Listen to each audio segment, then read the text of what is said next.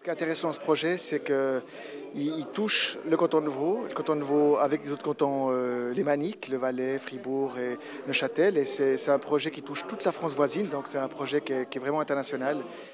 Soyez les bienvenus à Lausanne pour le lancement officiel de Rêves d'avenir des collectivités en action énergie-climat représentant de 3,3 millions d'habitants.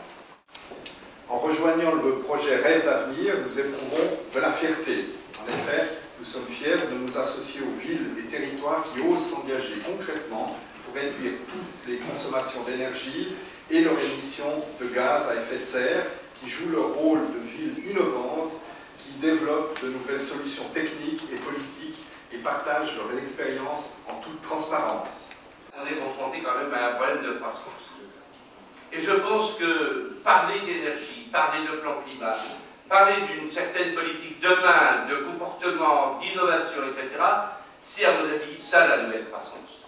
Nous avons envie non pas de continuer à nous côtoyer, à nous ignorer, mais à mettre en réseau. Et je trouve d'ailleurs qu'une des méthodes novatrices en politique, c'est de mettre en réseau. Ce n'est pas la signature, c'est la co-signature. Ce n'est pas la production, c'est la coproduction.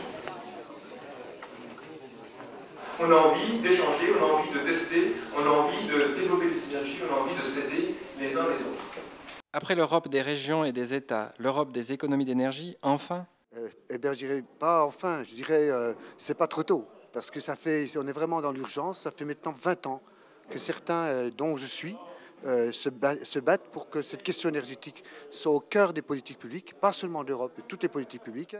Alors enfin, mais ce n'est pas que des économies d'énergie, mais c'est aussi la production d'énergie renouvelable de manière beaucoup plus forte. C'est effectivement là que se joue l'avenir de l'humanité. Au lieu d'avoir quelque chose qui marche de haut en bas, on va plutôt maintenant travailler de bas en haut, c'est-à-dire à partir d'un certain nombre d'expériences, d'échanges, d'actions directement locales, eh bien, on va pouvoir faire évoluer l'ensemble de l'Europe.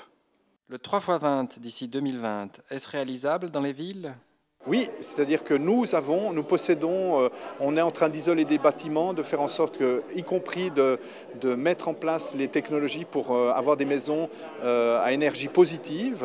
Et nous avons ces moyens technologiques, il faut simplement qu'on fasse en sorte que l'ensemble des privés se mettent avec nous pour réaliser ce grand défi. C'est pas réalisable dans les villes, c'est réalisable dans les territoires. Parce qu'il faut bien distinguer les choses, mais je pense que c'est réaliste. Je ne dis pas que c'est réalisable, je dis que c'est réaliste, parce que si on ne le réalise pas, on va vers une catastrophe. Que représente Rêves d'avenir pour vous? Une bonne nouvelle sur le front écologique? Oui, c'est une mutualisation, c'est un effet d'expérience qui est mis en commun, c'est une volonté aussi exprimée par des collectivités d'horizons différents, de tailles différentes, et je crois que c'est un bon stimulant également pour nos leaders nationaux pour reprendre les négociations qui ont que partiellement abouti quand même à Copenhague. Oui, d'autant plus que je pense que plus on est fort. C'est une bonne nouvelle à condition que ça ne reste pas que des déclarations. Les élus présents à Lausanne ont marqué leur détermination en signant ensemble, au nom de leur collectivité, la Convention des maires.